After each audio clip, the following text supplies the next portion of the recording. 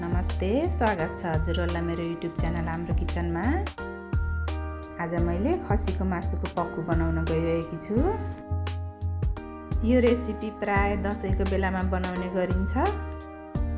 यसलाई लामो समयसम्म राखिने हुनाले यो विशेष तरिकाले बनाइन्छ। मेरो यो रेसिपी हजुरहरुलाई कस्तो लाग्छ अन्तिमसम्म हेरेर साथ दिनु होला। हजुरहरुले मेरो युट्युब च्यानल पहिलो पटक हेर्दै हुनुहुन्छ भने फेरि पनि यस्तै भिडियो हेर्नको लागि सब्स्क्राइब पनि गरिदिनु होला।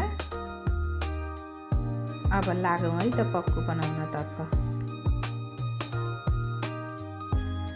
यसको लागि मैले 1 केजी खसीको मासु लिएकी छु।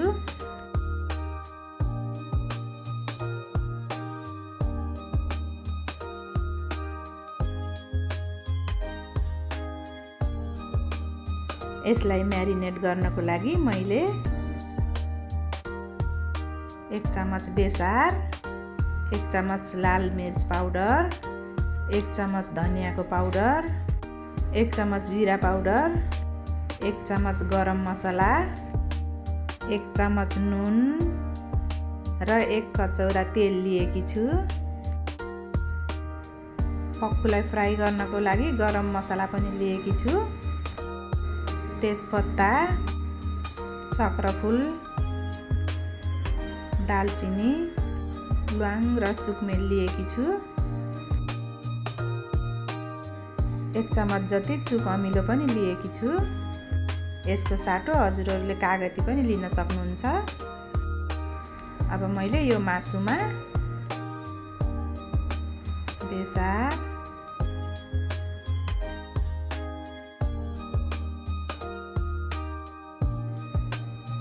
रातो खुर्सानी,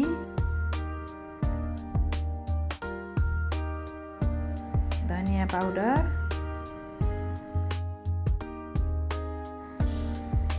जिरा पाउडर, गरम मसला,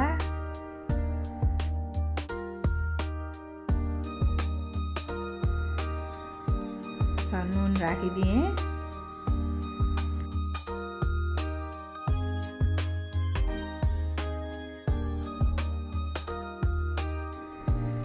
तेल पनि राखिदिएँ।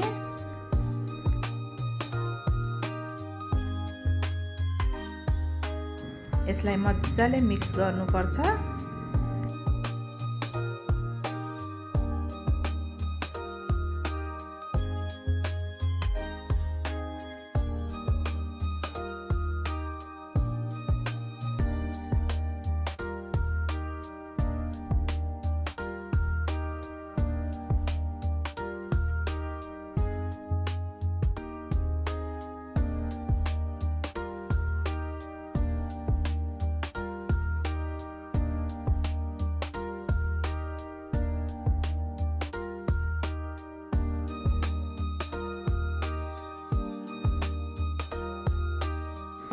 अब चुक अमिलो पनि राख्दै छु।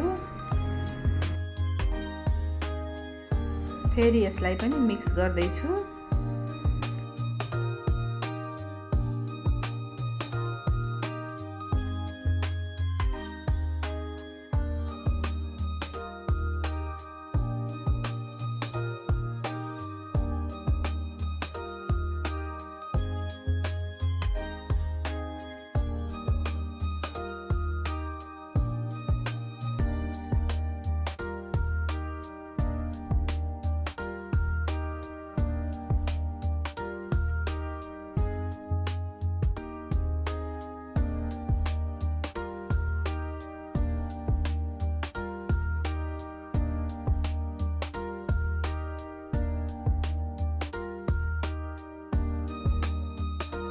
यो मिक्स भइसकेको छ।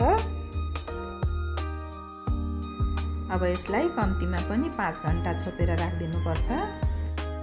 मैले यसलाई 5 घण्टाको लागि छोप्दिँदै छु। 5 घण्टा भइसक्यो। यसलाई मैले खोल्दै छु। यो यस्तो भएको छ। यसलाई मैले फेरि एक पटक राम्रोसँग मिक्स गर्दै छु। तेल पिँधमा गएर बसेको हुन्छ, त्यसैलाई मिक्स गर्नुपर्छ।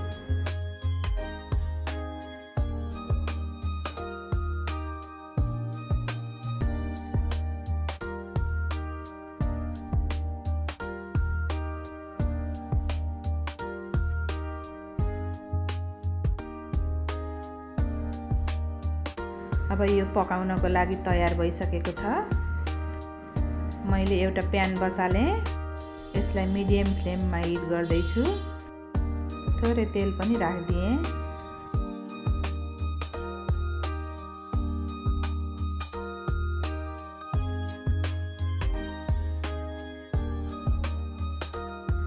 तेल हिट भइसकेको छ। अब मैले यसमा तेजपत्ता र अरू सबै गरम मसलाहरू राखिदिएँ।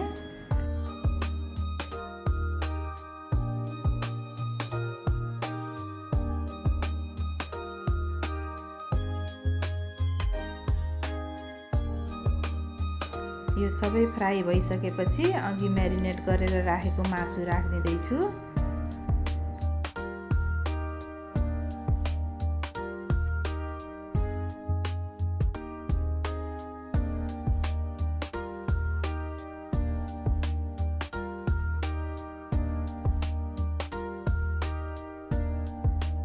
यसलाई राम्रोसँग चलाइदिँदैछु।